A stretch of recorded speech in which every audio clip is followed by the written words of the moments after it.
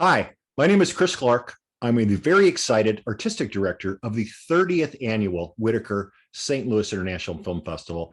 And this is my first filmmaker interview of the year. And I'm really thrilled to be here with people literally from all over the world.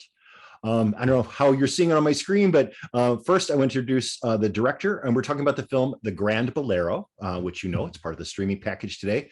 We have with us today director Gabriel Fabro and writer Idali Turk, and the composer Sean Goldman, and the woman I spent some good time with this morning, the lead actress who plays Roxanne, Lydia Vitali.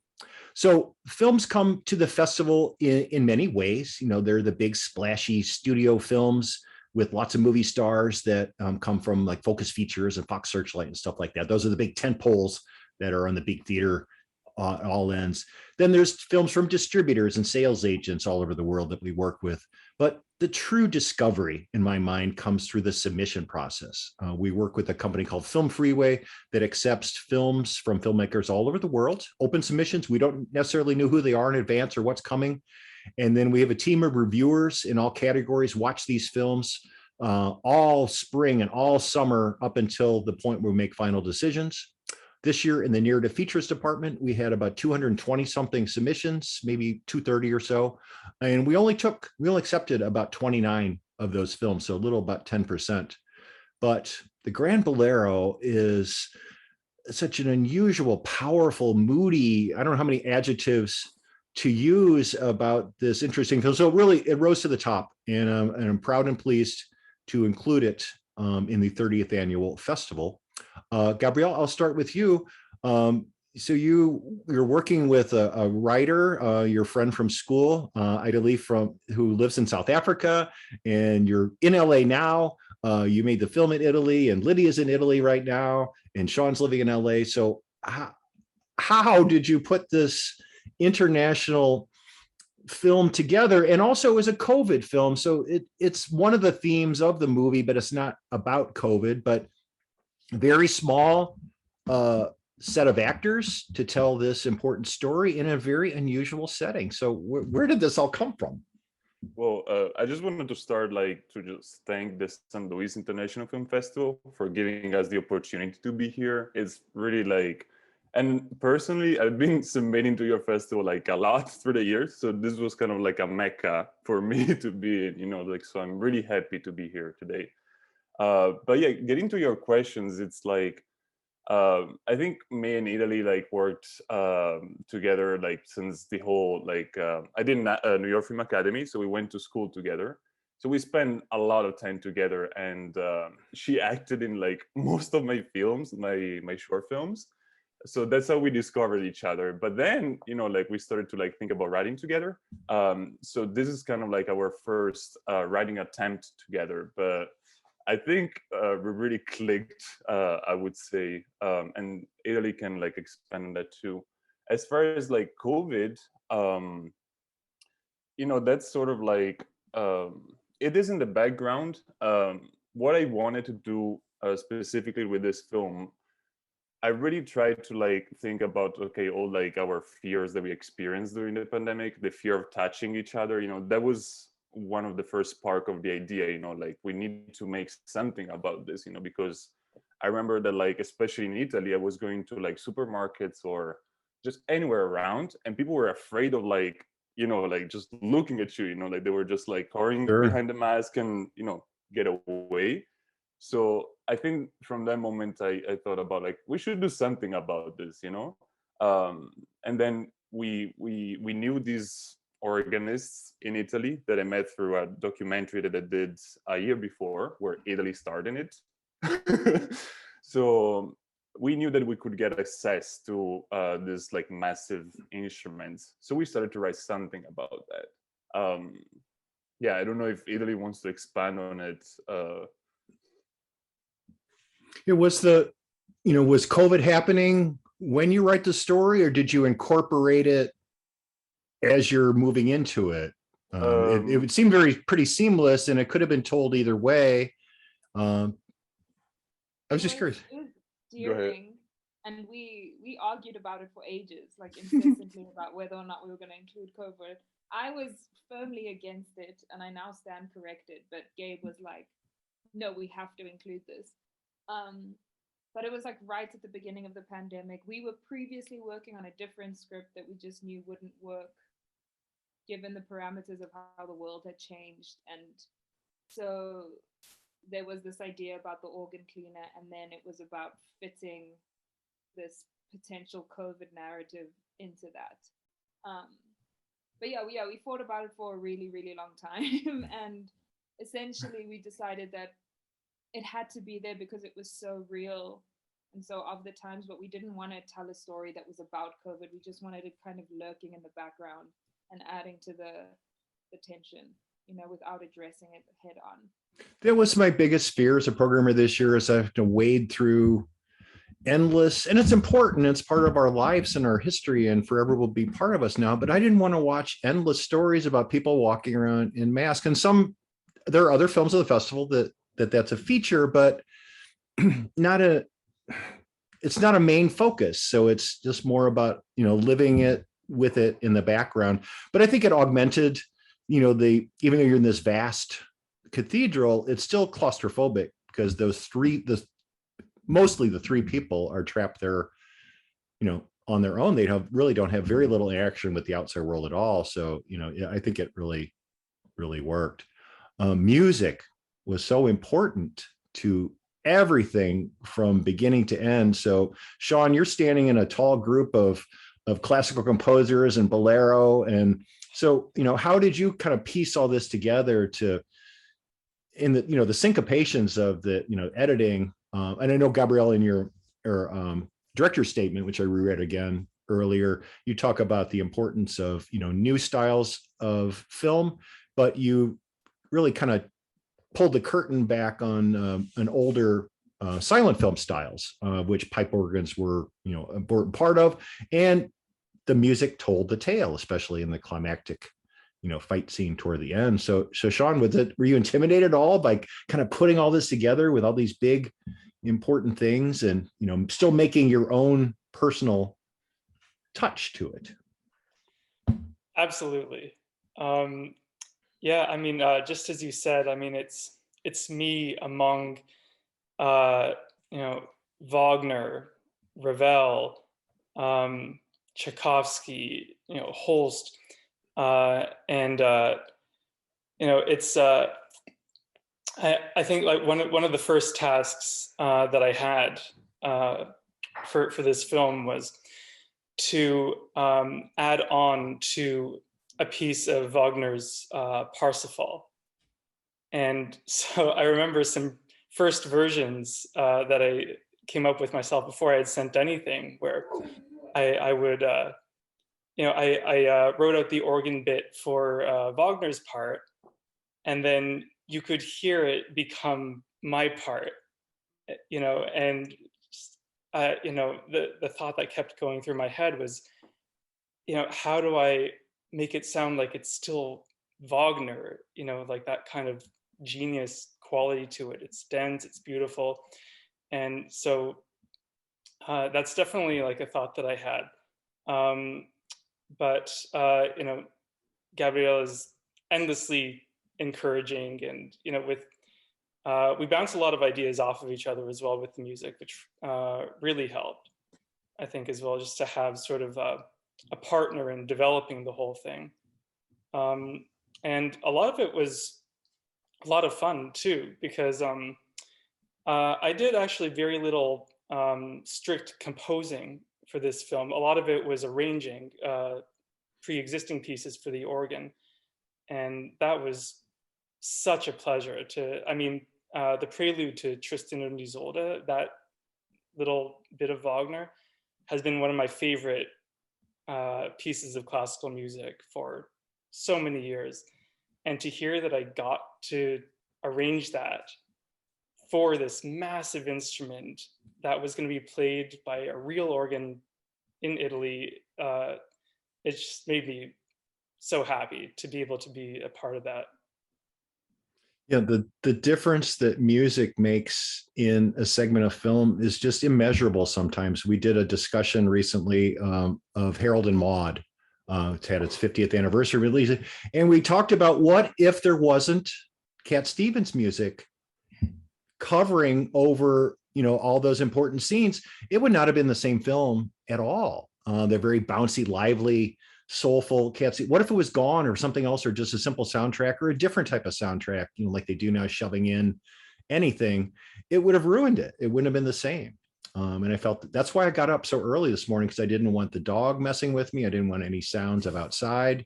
I wanted to stick my earphones in and just listen and hear it all and let it vibrate through my head. Okay, Lydia, your turn. I've saved you. Oh, wow. So, I wake up this morning and see your face and you're smoking a cigarette and you tell the camera just to, fuck off. And that's how the movie starts. But, how do you get your head and body, I know you, not personally, but I know that passion of that character had, that Roxanne had for music and perfection and everything. And I know I am that cranky person. I'll scream at people if it's not done right. So I felt at home with your character, but that was a lot of energy to kind of keep that up going and then ultimately reveal a few cracks. What were some challenges you had in making yourself and immersing yourself in Roxanne? Okay.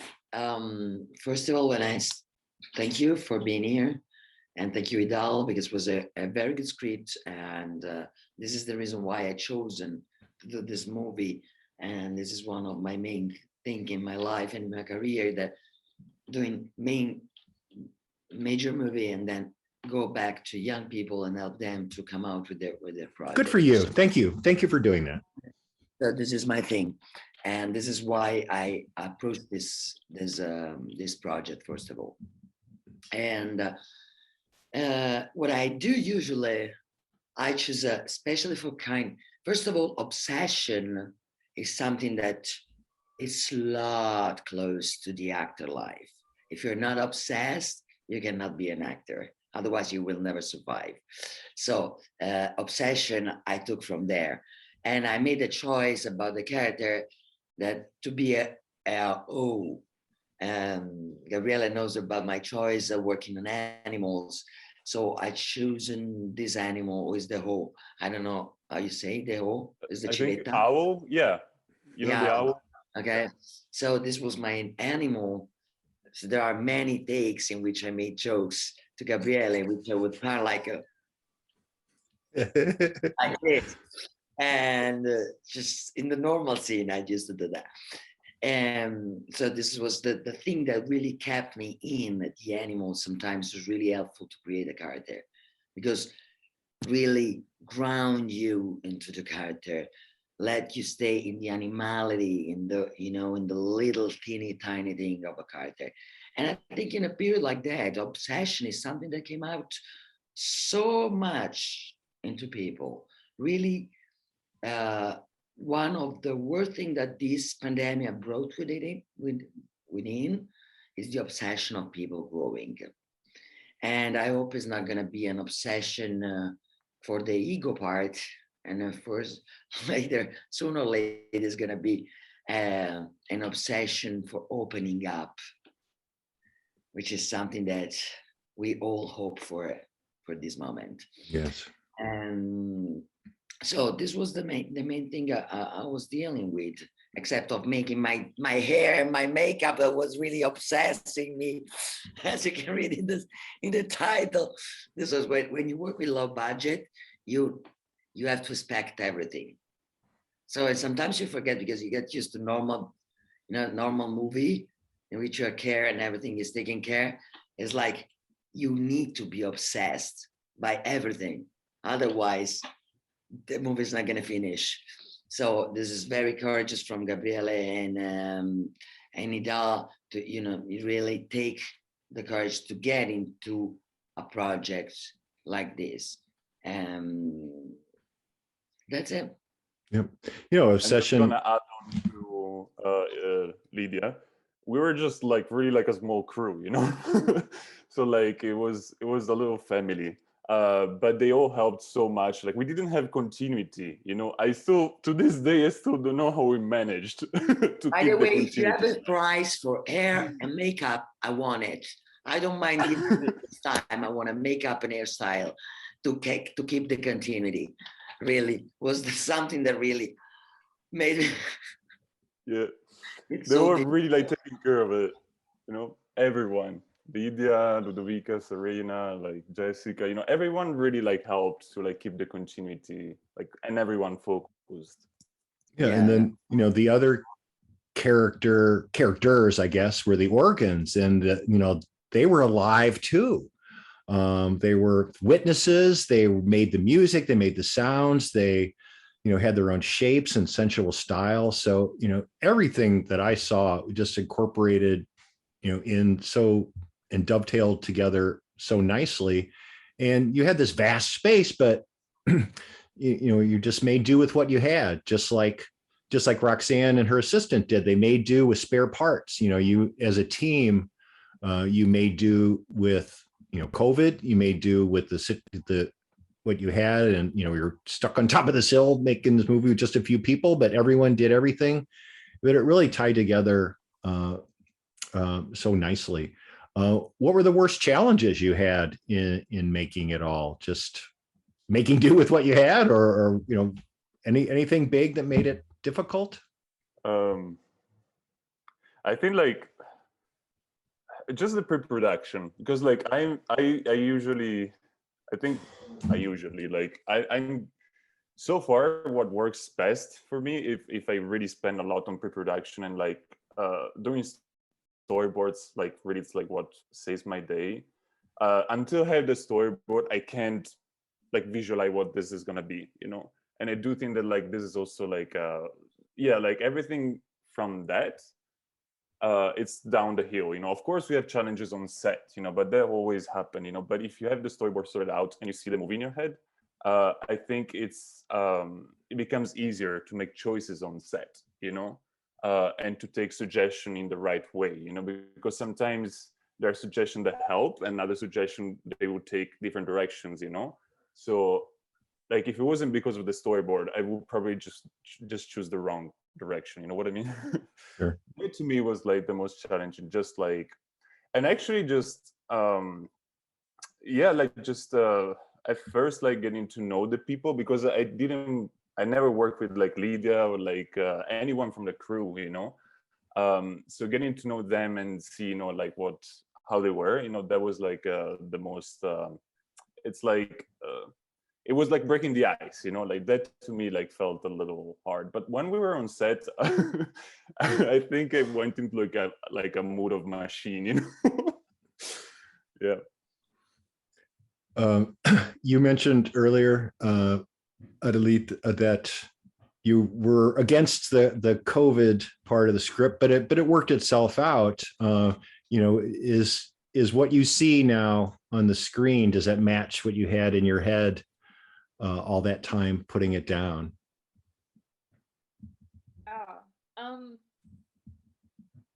It does, which is quite remarkable. But I mean, the way that Gabe and I went back and forth was we were speaking very visually the whole time. And so I think I sort of also, Gabe was also very specific about the kind of shots that he could see from the get-go, and then we can incorporate those into the script. So, I mean, obviously it was a surprise in terms of seeing the actors doing the performance and the costuming and whatnot, but mostly it pretty much matched. I mean, especially in tone, which is what we were very, very specific about, and it was amazing to see the tone replicated.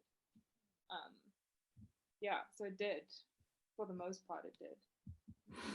Sean, I have to tell you that my biggest regret now is not finding a spot for this in a theater, because now I want to go and sit in the theater and turn it up really loud and just let it wash over me, because on the headphones is one thing, and that's how I watched it initially. Well, I actually didn't have headphones initially. I just watched it on my laptop. But it's the difference, and I hope you have a great experience in Austin, that the difference would be just to be surrounded by all that and just feel it vibrate through you, I think would be a really, sensual Chris, I'm telling experience. you, like Sean, Martino, and Paolo, they did like the recordings that we did. It's like we put in the mics, like this is the pipe, Mhm. we put in the mics here. Yes. Okay. You know, so, and we did like a surround sound mix, and like for some of the parts, especially the Bolero, it gets really intense, you know, like, and it does make does. so much of a difference in a theater. I wish we could do it, you know. Yes. So Lydia, this was your small film turn, but do you have a big film coming up next? Tell us about your. I'm actually on Netflix with this TV show called Luna Park, Oh, sure. and I'm just leaving the day after tomorrow for a movie directed by Pippo Mezzapesa, produced by Indigo Film, and I've just been playing in a Paolo Genovese movie and in the TV show of Marco Bellocchio. So this is what I'm doing, and actually I'm writing my first movie as director after you to write it. Well, you remember in a year or two when you're finished that I hope you send it to the St. Louis International Film Festival for consideration. Well, you know what, this has been great fun, and it's a great connective tissue for me last year and this year to be able to talk to filmmakers all over the world that might not necessarily have made it to St. Louis. I'm so glad to have watched this film, to have it in the festival, to have met all of you and had this fun conversation this morning. Thank you all very much for joining us. And we've been talking about the Grand Bolero, a film that was part of the submissions from the country of Italy as part of the 30th annual St. Louis International Film Festival. So thank you, Gabrielle and Italy and Sean and Lydia. Oh, I love you so much. So thank you very much. And that's all the time we have. If you have watched this stream and if you watched the film, please tell other people that the film is available for the entire festival, or if not, look for it on the interwebs, and we will figure out a way for you to see it again someday. Okay, let me find my button. That's it. Thank you very much.